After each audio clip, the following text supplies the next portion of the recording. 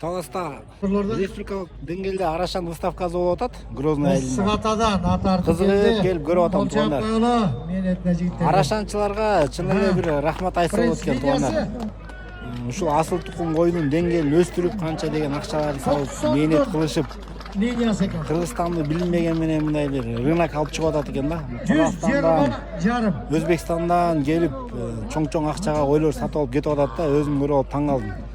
Ушу арашанчылар боюнча туугандар бир жакшы бир позитивде ойдо болойлучу. Билинбеген менен ушул ойлорубузду сандан сапатка алып келип атат да. Максаты темирлан. Мен өзүмдүн атыман арашанчыларга ыраазычылык билдирейин. Анан биякта тааныштар бар да, көп инилер. Арашанда көптөн бери мээнет кылып аткан. Мени кирбейсиңби деп кызыктырышып атат да.